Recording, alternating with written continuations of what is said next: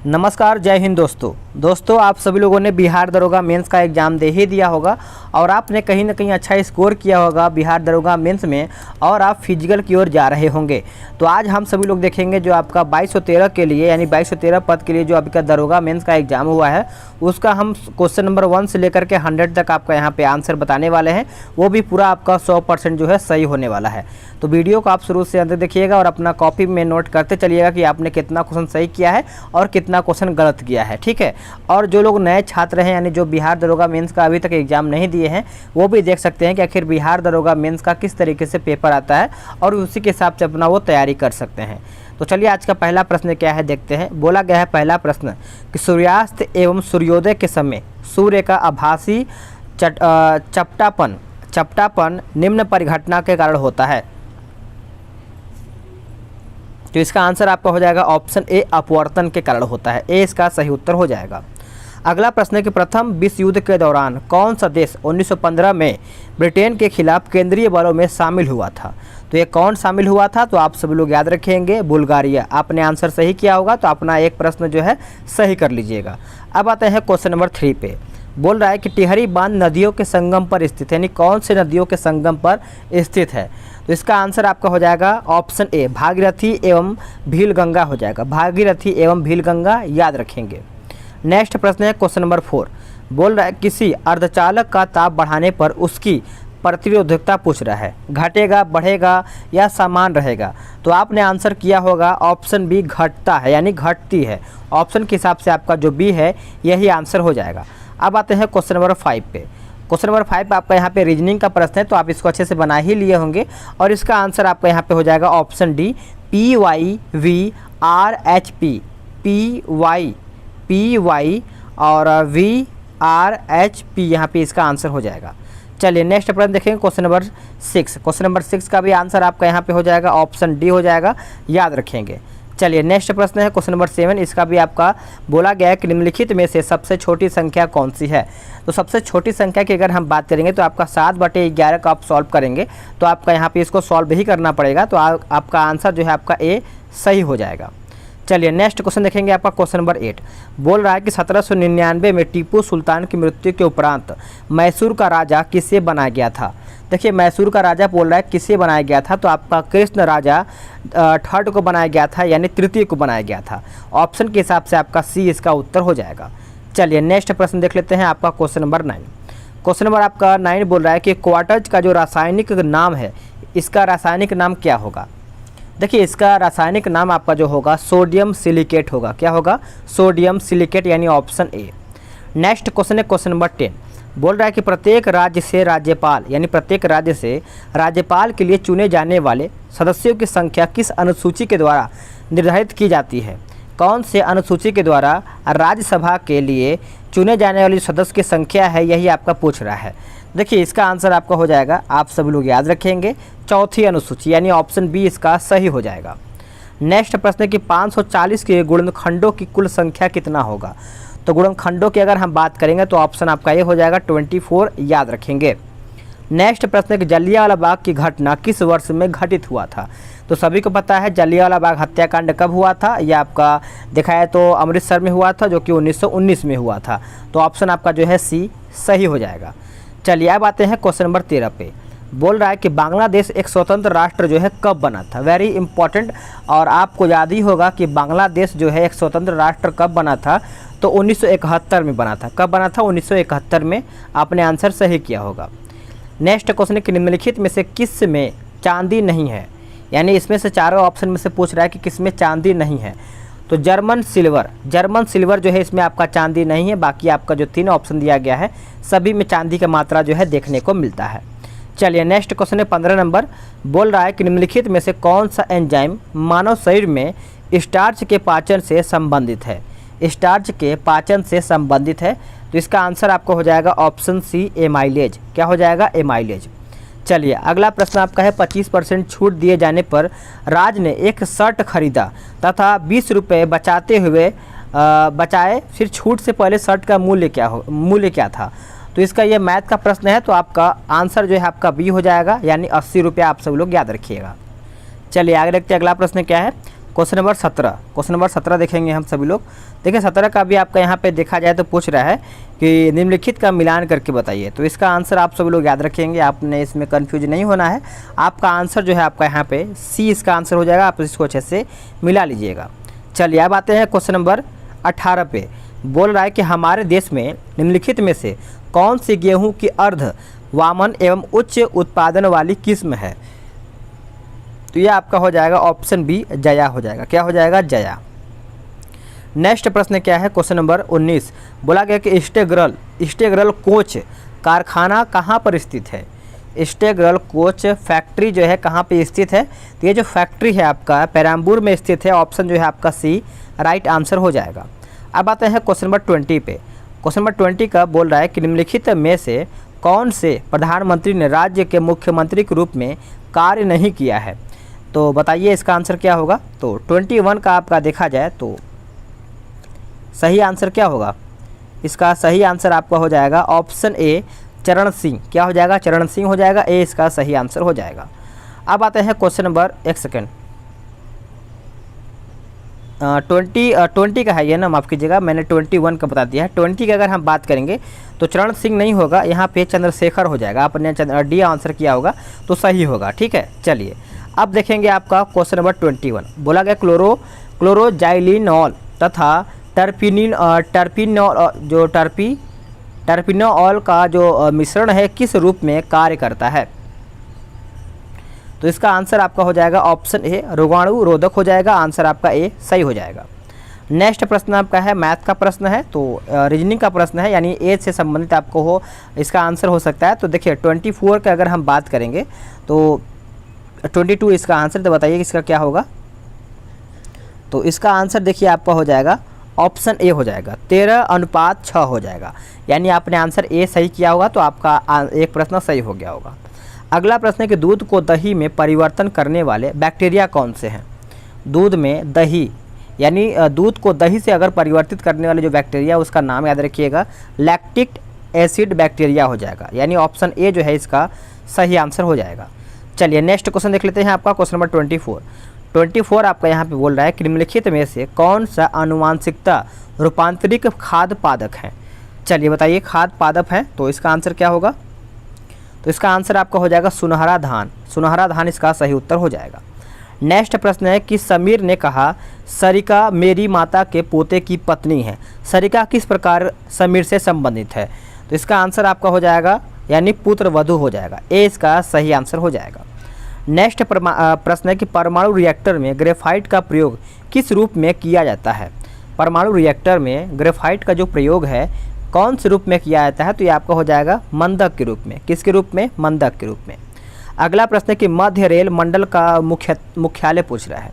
मध्य rail मंडल का मुख्यालय, तो इसका मुख्यालय आप सब लोग याद रखेंगे मुंबई CST हो जाएगा। यानी ऑप्शन जो है आपका यहाँ पे छत्रपति कुछ इस तरह का आपका यहाँ पे हो जाएगा। तो ऑप्शन आपका यहाँ पे सी सही हो जाएगा। चलिए नेक्स्ट प्रश्न आपका है 28। बोल रहा है कि आयरन की कमी से क्या होता है। आयरन की कमी से क्या होता है। तो आप सभी लोग याद रखेंगे एनीमिया रोग होता है। कौन सा रोग? एनीमिया रोग। नेक्स्ट प्रश्न है कि भूमध्य रेखा निम्नलिखित में से किस देश के मध्य से नहीं गुजरता है। भूमध्य रेखा जो है निम्नलिखित में से किस देश से नहीं गुजरता है। तो ये आपका ऑप्शन सी हो जाएगा भारत से। यानी सी इसका उत्तर हो जाएगा। अगला प्रश्न है कि भाखड़ा नांगल बांध किस नदी पर बना हुआ है। देखिए भाखड़ा नांगल जो बांध है आप सभी लोग को याद ही होगा सतलज नदी पर बना है, जो कि आपका उत्तर बी हो जाएगा। आपने सही आंसर किया होगा। नेक्स्ट प्रश्न है कि जोग जलप्रपात जो है कहाँ पर स्थित है। देखिए जोग जलप्रपात ये आपका पूछ रहा है। तो इसका आंसर आपका हो जाएगा ऑप्शन डी शरावती नदी पर। कौन सी नदी पर? शरावती, यानी डी इसका उत्तर हो जाएगा। अगला प्रश्न क्या है कि जहानारा द्वारा लिखित शेख मोइनुद्दीन चिश्ती की जीवनी पूछ रहा है। तो इसका उत्तर आपका हो जाएगा ऑप्शन ए मुनिस अल अरवा। यानी ए इसका उत्तर हो जाएगा। चलिए नेक्स्ट प्रश्न देखेंगे 33। बोल रहा है कि महात्मा गांधी ने असहयोग आंदोलन को कब वापस लिया था बताइएगा। तो ये आपका लिया था फरवरी में 1922 में। फरवरी 1922 सभी लोग याद रखेंगे।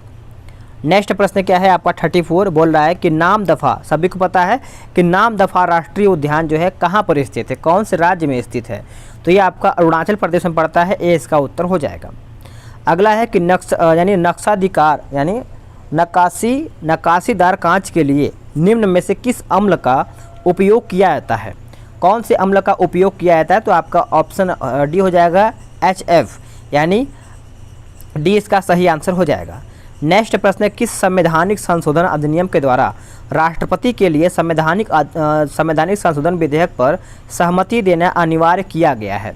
इसका सही आंसर आप सभी लोग याद रखेंगे। इसका सही आंसर आपका हो जाएगा 24 यानी 24 इसका सही उत्तर हो जाएगा। चलिए नेक्स्ट प्रश्न आपका है 37, बोल रहा है कि सोन नदी का उद्गम स्थल कौन सा है? देखिए सोन नदी आप सभी लोग याद रखेंगे, भूलेंगे नहीं। सोन नदी की अगर हम बात करेंगे तो अमरकंटक हो जाएगा, आंसर आपका बी सही हो जाएगा। ये आपका मैथ का क्वेश्चन है तो इसका आंसर आपका हो जाएगा ऑप्शन डी हो जाएगा। आगे देखेंगे कि बोला गया कि पूगा घाटी जो है कहाँ पर स्थित है? सभी लोग क्वेश्चन को अच्छे से पढ़ेंगे। पूगा घाटी की अगर हम बात करेंगे तो ये आपका लद्दाख में पड़ता है, ये इसका आंसर जो है ए सही हो जाएगा। अगला है कि कौन सा जनपद 6ठी एवं 4ठी शताब्दी ईसा पूर्व में मध्य सबसे शक्तिशाली महाजनपद बना था? तो ये कौन सा था? तो इसका उत्तर आपका हो जाएगा ऑप्शन डी मगध। क्या हो जाएगा? मगध इसका सही उत्तर हो जाएगा। अगला है कि बंगाल में अमला डैश का अधिकारी होता था? तो इसका उत्तर आपका हो जाएगा 41 का ऑप्शन डी जमींदार। क्या हो जाएगा? जमींदार। नेक्स्ट प्रश्न है कि मुर्रा नस्ल है। देखिए मैंने बताया था कि एक नस्ल से जो वीडियो है मतलब प्रश्न है जरूर आएगा। देखिए आ ही गया है। तो कुछ ऐसा प्रश्न होता है जो कि हमेशा देखने को, जैसे बिहार दरोगा पीटी में भी देखने को मिला था। इस प्रकार से आपका हो जाएगा ऑप्शन बी भैंस का, यानी आंसर जो है बी सही हो जाएगा।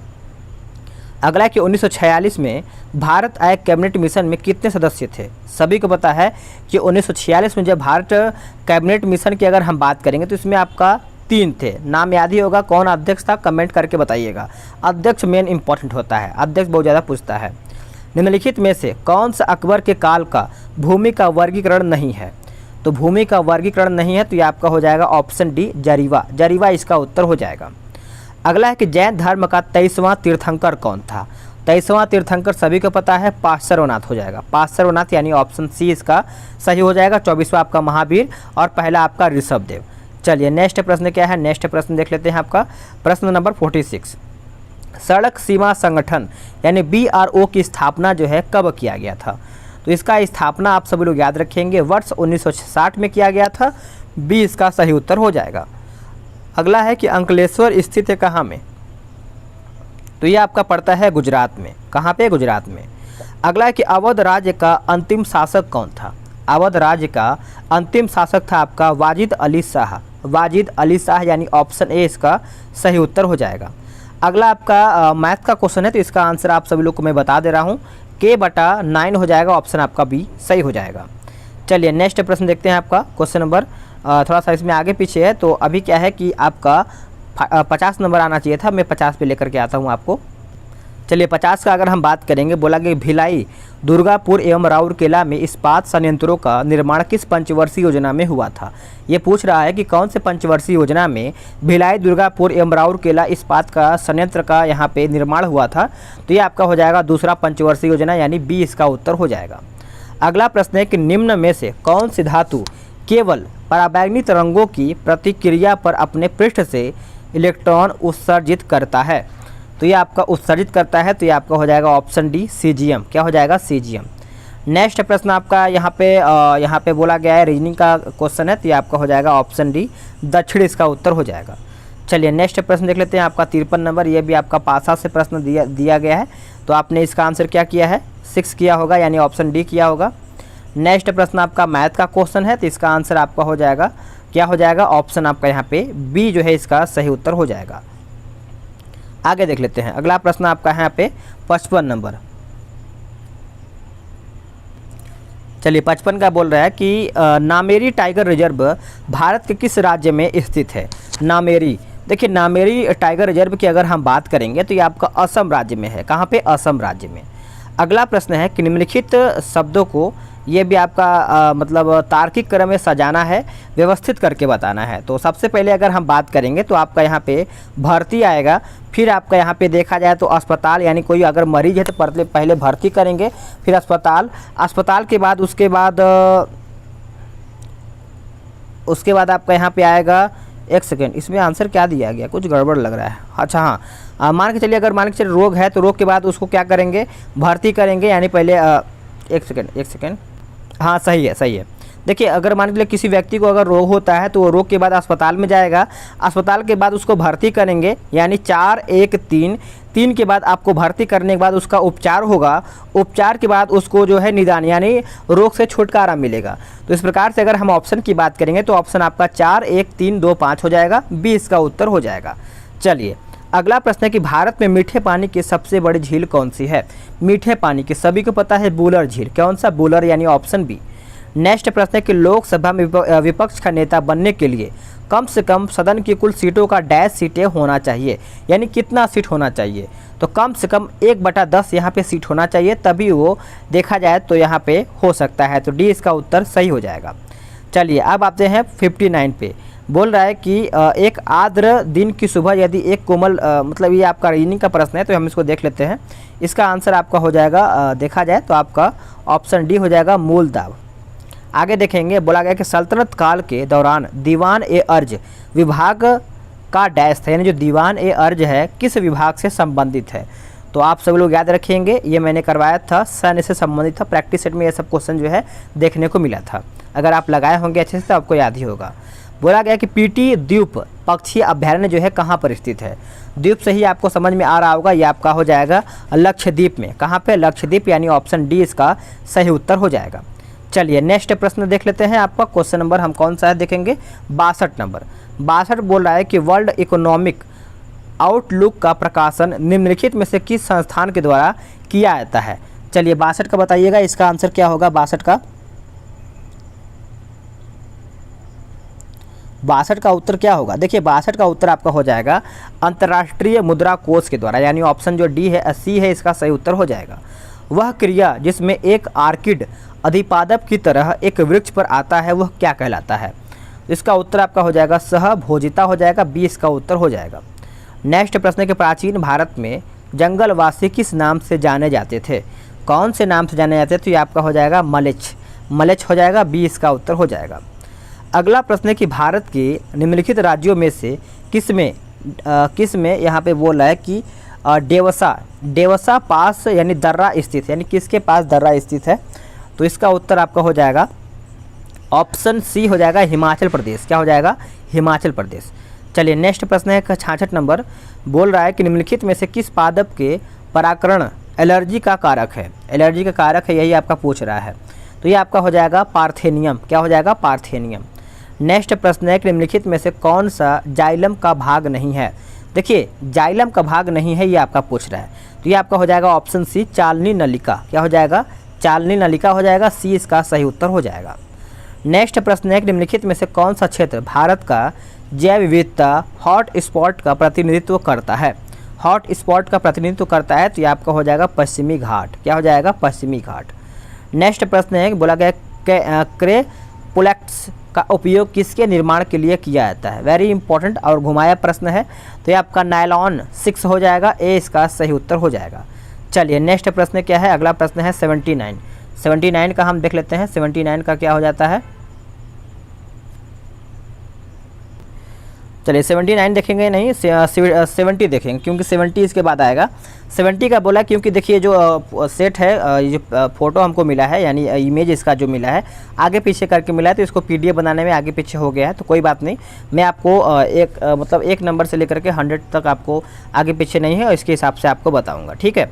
बोल रहा है कि स्वेलिंग, यानी यहाँ पे क्या लिखा गया है, बोला गया कि स्वेधिलिंग कप जो है किस खेल से संबंधित है, क्योंकि क्वालिटी इतना अच्छा नहीं आया कि मैं आपको अच्छे से पढ़ के बताऊं, लेकिन आपने एग्ज़ाम दिया है तो आपसे बेहतर कोई जान नहीं सकता है, क्योंकि आपने उसको फील किया है और आपने उसको अच्छे से एग्ज़ाम दिया है, तो आपको हल्का सा ही पॉइंट अगर बताया जाएगा तो आपको अच्छे से याद आ जाएगा। तो इसका आंसर आपका हो जाएगा टेबल टेनिस, यानी ऑप्शन डी इसका सही हो जाएगा। अगला कि हस्तिनापुर का उत्खनन जो है डैश के मध्य हुआ था, यानी करीबन पूछ रहा है कि कब ये हुआ था, तो आपको 1950 से 52 के बीच में हुआ था, आंसर आपका बी हो जाएगा। अगला है कि निम्नलिखित में से किस लेंस का उपयोग करके मानव आँख की मायोपिया समस्या को ठीक किया जा सकता है, तो ये आपका हो जाएगा ऑप्शन बी, अवतल लेंस। क्या हो जाएगा, अवतल लेंस। अगला प्रश्न है आपका मैथ या रीजनिंग जो भी बोल सकते हैं, तो इसका आंसर आपका हो जाएगा ऑप्शन बी 4 बार। चलिए नेक्स्ट प्रश्न देख लेते हैं। नेक्स्ट प्रश्न है, बोल रहा है कि निम्न में से कौन सी वस्तु हड़प्पा एक सेकेंड, यहाँ पे हड़प्पा सवर यानी स्थल, हड़प्पा स्थल से प्राप्त नहीं हुआ था, ये आपका प्रश्न पूछ रहा है। तो देखा जाए तो आपका सूती वस्त्र जो है आपका हड़प्पा स्थल से प्राप्त नहीं हुआ था, बाकी सभी चीज़ यहाँ पे देखने को मिला था। निम्न श्रेणियों में से कौन सी पश्चिमी घाट का भाग नहीं है? तो पश्चिमी भाग का घाट नहीं है, तो आपका हो जाएगा ऑप्शन डी कॉमेट। नेक्स्ट प्रश्न है, किस वर्ष में केंद्र सरकार ने रेल बजट को आम बजट के साथ मिला दिया था? तो इसका उत्तर आपका हो जाएगा ऑप्शन डी 2017 में। 2017 यानी आपका डी इसका सही हो जाएगा। कृष्णदेव राय ने अपनी माता के नाम पर विजयनगर के समीप किस उपनगर की स्थापना किया था?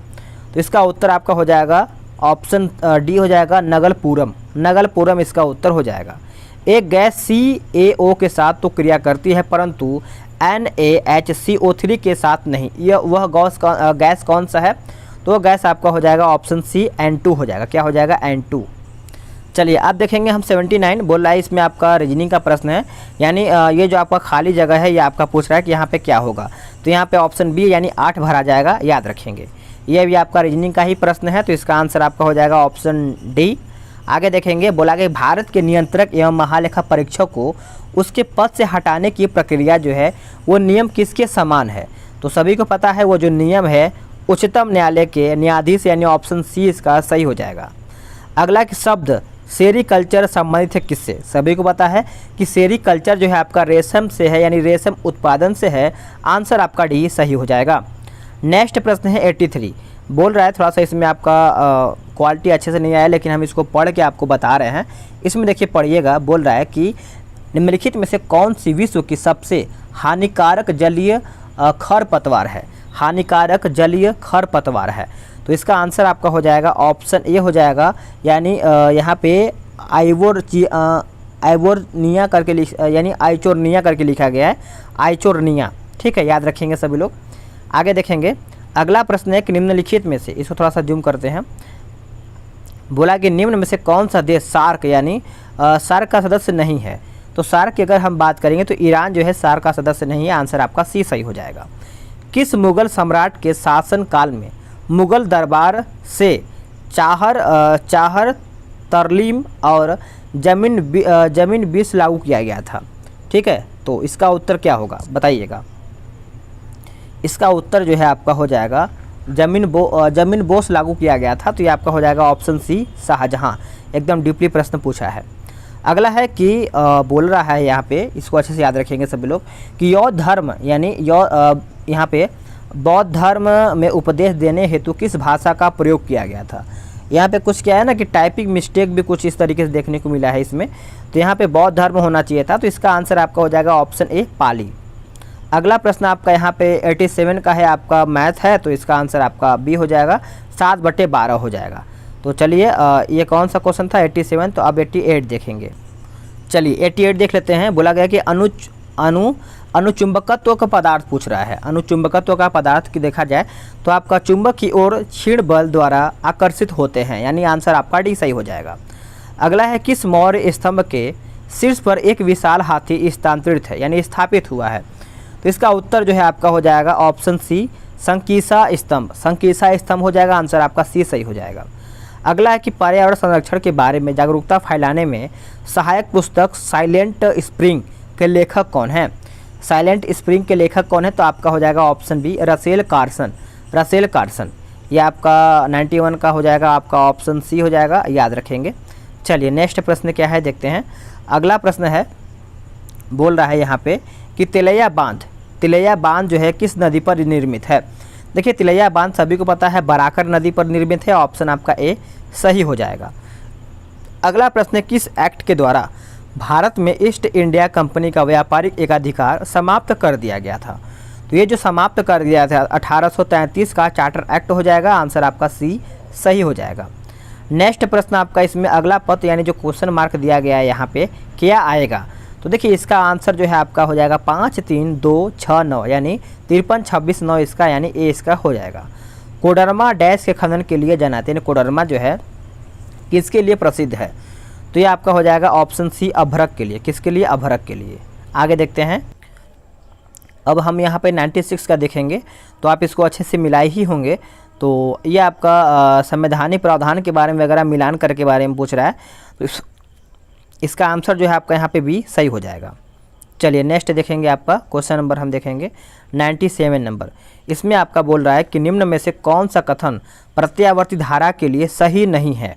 यानी प्रत्यावर्ती धारा के लिए अगर हम बात करेंगे तो इसका आंसर आपका हो जाएगा ऑप्शन सी, इसका परिणाम समान रहता है, यानी सी इसका सही हो जाएगा। अगला प्रश्न आपका यहाँ पे मैथ का क्वेश्चन है, तो इसका आंसर आप सभी लोग याद रखेंगे, आपका 4991 हो जाएगा, यानी 4991 सी हो जाएगा। 99 आपका यहाँ पे बोला कि महात्मा गांधी की जीवनी के लेखक कौन थे, सभी को पता है, इम्पॉर्टेंट प्रश्न है और ऐसा प्रश्न आपका होता है डी.जी. तेंदुलकर हो जाएगा, यानी ऑप्शन ए जो है सही हो जाएगा। आखिरी प्रश्न यानी 100 नंबर, बोला कि रेगुर मिट्टिया इस नाम से भी, यानी जो रेगुर मिट्टिया है किस नाम से जाना जाता है, सिंपल प्रश्न है, काली मिट्टी के नाम से जो है रेगुर मिट्टी जानी जाती है। तो फ्रेंड्स मैंने आपका 1 से लेकर के 100 क्वेश्चन पूरा समाप्त कर दिया है, पूरा सभी का 100% सही क्वेश्चन देने का कोशिश किया है। आपको वीडियो कैसा लगा है आप कमेंट करके बताइएगा, और आपने 100 में से कितना प्रश्न सही किया है ये भी ज़रूर बताइएगा। तो मिलते हैं एक नई वीडियो में, आज के लिए इतना ही।